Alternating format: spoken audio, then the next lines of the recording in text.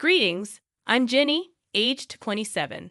3 years back, I tied the knot with Hugo, the most remarkable person I've ever met. He's a delightful goofball, overflowing with kindness and compassion, making each day feel extraordinary. Regrettably, the same sentiment doesn't extend to his mother, Maria, also known as my mother-in-law. For reasons unknown, Maria has harbored animosity toward me since day one, a sentiment I comprehend. After all, Hugo is her cherished son, and she's merely safeguarding his interests. However, I firmly believe she sometimes crosses the line. Maria has a knack for subtle injustices that seem innocent but are actually calculated to incite frustration, painting you as the unreasonable one. We all have encountered someone like her. Unfortunately, she happens to be my mother-in-law. I was brought up differently. I'm inclined to call out nonsense and rarely hold back. Perhaps that's what drew Hugo to me. Our contrasting personalities attracting each other, as they say. Having studied psychology, I can discern Maria's ill intentions. Our dominant personalities clash, which likely led to her first words to me. "Jenny, don't you think it's time to stop eating so much?" The table fell silent, stunned. Mortification painted my face pale as Hugo Kyle, my father-in-law, and Maria's son, reacted. Hugo, though embarrassed, admonished his mother. "Mom, that's terrible to say. Jenny can eat as she pleases." Maria backpedaled, claiming concern for my well-being, citing old photos where I appeared better. Despite my embarrassment morphing into irritation, I kept calm, not wanting to cause a scene during our initial meeting. I graciously accepted her unsolicited advice. As time passed, such incidents increased in frequency and intensity. Despite bonding with everyone, Maria remained the sole dissenter, her disdain unfounded. Even Hugo's childhood friend, Jack, embraced me. Yet Maria persisted, even on my wedding day, behaving like a bridezilla, trying to undermine me. No, her hair should be in an updo like mine was. But you look so ugly. Maria's antics persisted, but amid the turmoil, I cherished the love and acceptance from the rest of Hugo's family. The gasps from the bridal party were audible, yet I found myself, unsurprised, having grown accustomed to such situations. In an attempt to rectify her words, my mother-in-law hastily backtracked. "Oh no, darling, that's not what I meant. You have the potential to look so much better. I see a lot of myself in Jenny. She's a bright young woman. Despite looking better at her age, I'd like to say she's beautiful in her own way."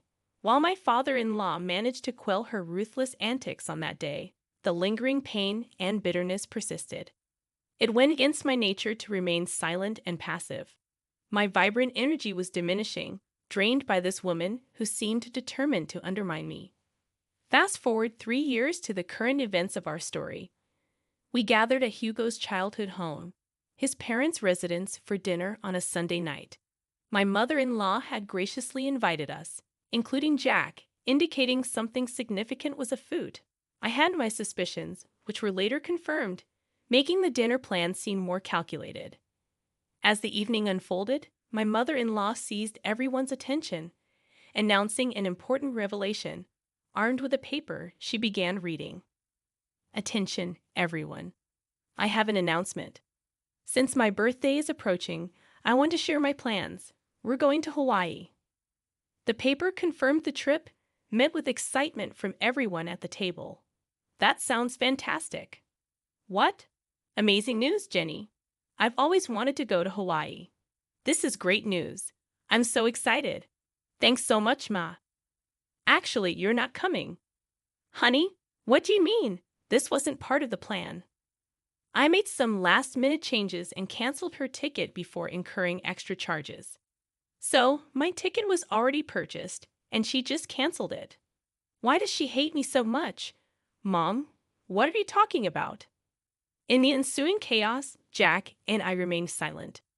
Harsh words flew back and forth until Maria finally offered an explanation. Okay, fine. I'll tell you why I thought Jenny shouldn't join the family event. As I'm getting older, I want to spend my remaining years with those I care about most. Unfortunately, Jenny doesn't belong on that list. Mom, really? What's wrong with you? Nothing's wrong with me.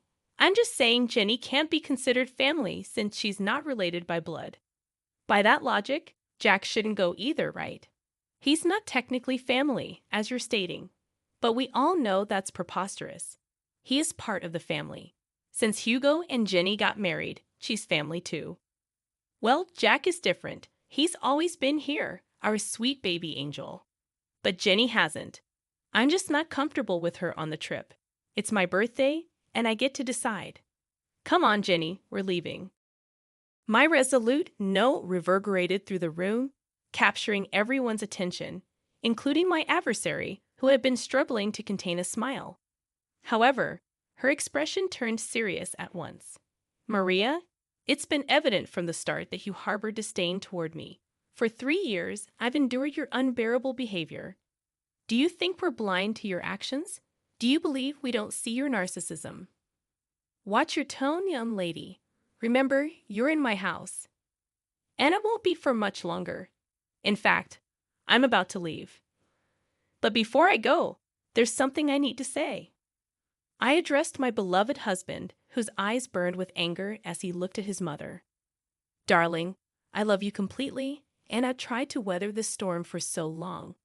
But it's clear now that your mother will never embrace me into this family, no matter how hard I try or how often I hold my tongue. She'll always find fault with me. You should go on this trip. You can't miss it. Despite her quirks, she's still your mother, and you love her, and she loves you. So go. Don't worry about me. I'll manage. Turning to my mother-in-law, who appeared stunned by my words, I continued. And as for you, unfortunately for you, I'm in love with your son, and I'm not going anywhere. You might think you can push me out, but I'm here to stay. Even in Hawaii, you'll be thinking of me because, let's be honest, I think you're fixated on me. How dare you? I ought to slap you right now. I'm not done. You're fixated on me, obsessed with tearing me down, and I can't fathom why when all I've done is extend kindness and patience, even when you didn't deserve it. But enough is enough. If you don't want me in Hawaii or consider me part of the family, fine. But I will always be here. As long as I breathe, I'll be here for Hugo, Kyle, and even Jack, but never for you. In that moment, I realized I had finally silenced her. She stood with her mouth agape, seemingly searching for words that her mind wouldn't allow. I bid farewell to the other family members, kissed my husband on the cheek, and headed towards the exit. Let me drive you home, at least. I can't let you take a cab. Don't worry about me, babe. I love you, and thank you for loving me. But I'll be fine. You have a trip to discuss. Okay, if you say you'll be fine, I'll believe you. Oh, don't forget your purse. Right, my purse. I left it in the kitchen. Upon reaching the kitchen, where Maria had retreated, presumably to catch her breath after the altercation, I encountered her. What do you want? Don't worry about me, sweetheart. I'm just here to collect my things. Well, make it quick. I want you out of my house. I can't believe you said those things to me. With that, she swiftly stormed out, too filled with anger to see me off. In that moment, I scoffed at her absurdity, grabbed my purse, and noticed a piece of paper next to it. Assuming it was the trip itinerary, I grabbed it to sneak a peek at what I was missing. As I began to read, I discovered Maria's handwriting. Dearest Jack, you've always been like a son to me, and I love you dearly. Oh, it's a letter to Jack. A bit strange, but I suppose it's thoughtful. For some reason, my curiosity led me to read further. The love and care you've shown me throughout the years will never be forgotten. Regrettably, even in my son Hugo's case, I feel the love we once shared is no longer there. Wait, is she saying she loves Jack more than Hugo? That can't be right. Persisting in reading the letter, each line intensified my astonishment. The revelations were difficult to fathom. Although I recognized it wasn't my place to read the letter, I couldn't help but be grateful for stumbling upon it.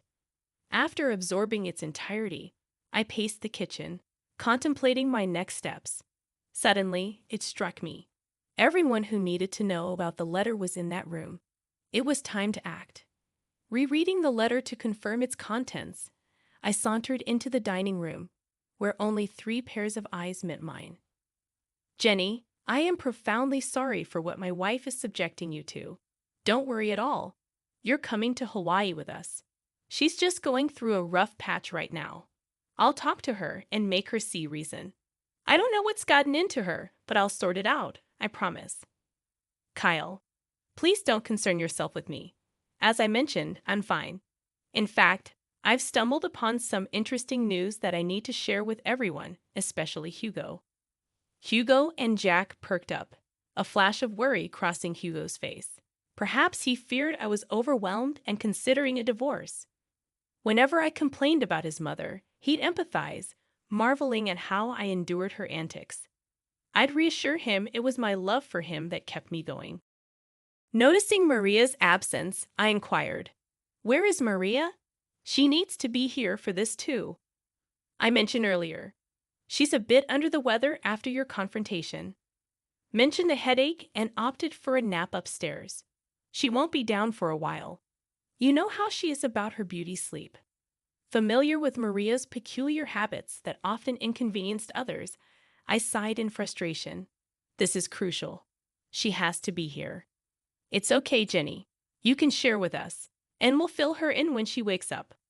Contemplating the information I possessed, I hesitated. I wanted to witness her embarrassment. I think you should go ahead and tell us, sweetie. It's okay, and you know Hugo struggles with anxiety. It wouldn't be good to keep him waiting. True. Hugo's anxiety could escalate quickly, and I observed him beginning to fidget in anticipation. All right, I'll share with you what I found. While I was in the kitchen, gathering my purse and preparing to leave, I stumbled upon something intriguing that I believe you all need to know about. Retrieving the paper I found, I began to read aloud. It reads, "Dearest Jack, you know that you have always been like a son to me, and you know that I love you dearly. And the love and care you have shown for me throughout the years will never be forgotten. I hate to admit it, but even when it comes to my son Hugo, I feel as though the love we once shared is no longer there. Hugo and I just don't see eye to eye like we used to, and honestly, I think it's because of Jenny. Ever since he married that girl, he no longer has time for me. He doesn't love me, and therefore, I don't think I love him. I love you, and you are my son. With that being said, I want to let you know that I am going to update my will so that you inherit all of my belongings and not Hugo.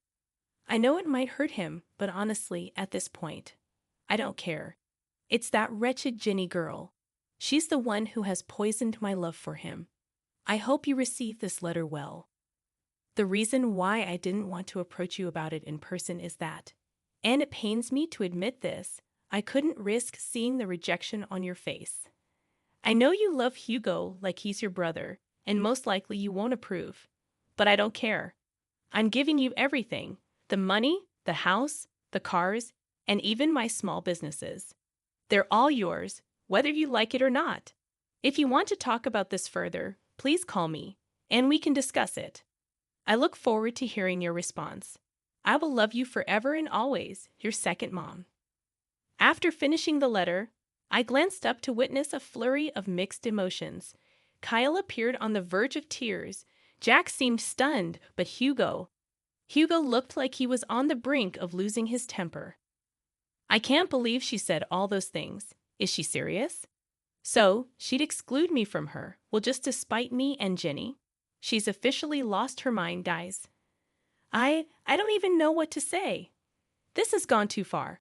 I'm fed up with her toxic behavior. What are we going to do? In that moment, I had an idea. A week passed, and it was time for the planned Hawaii trip.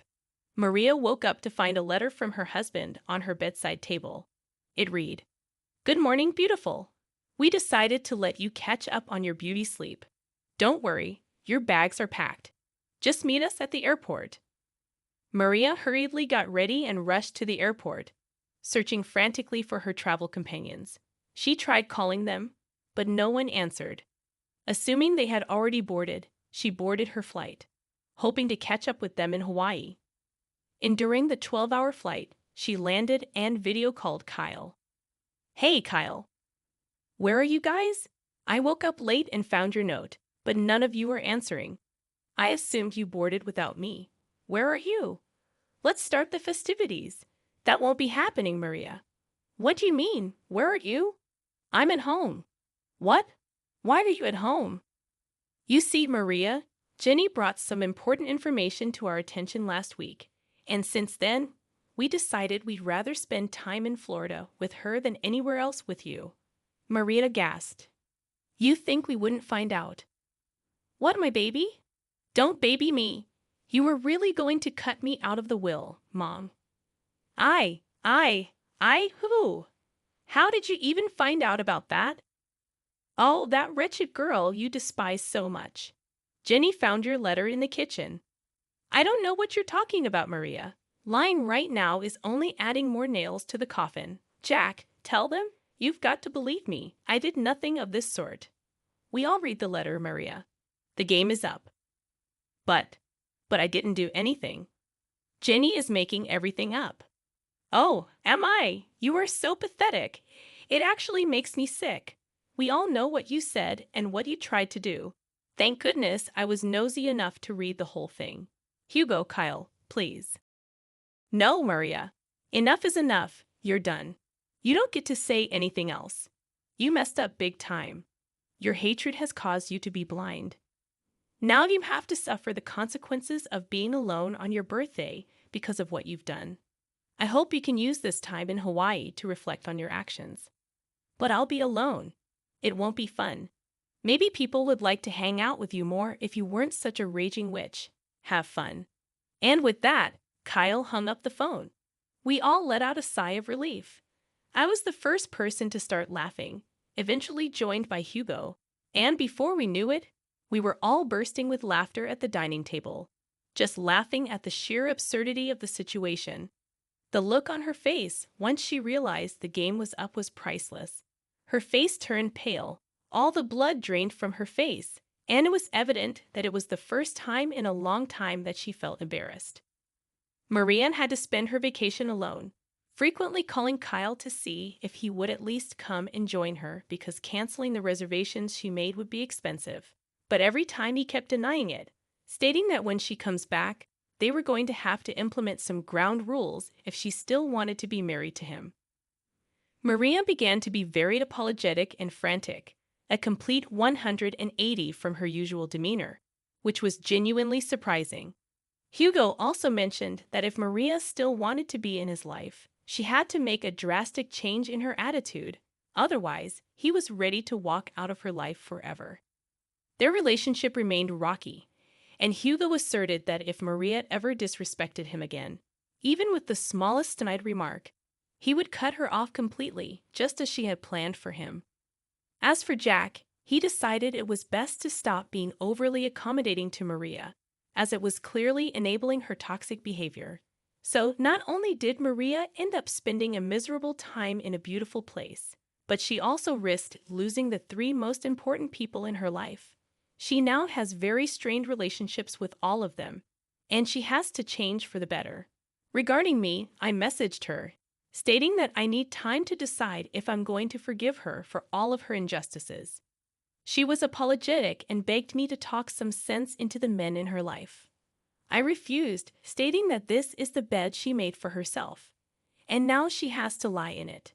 To this day, Maria is still attempting to mend the very broken relationships that she caused. I just hope she learned her lesson.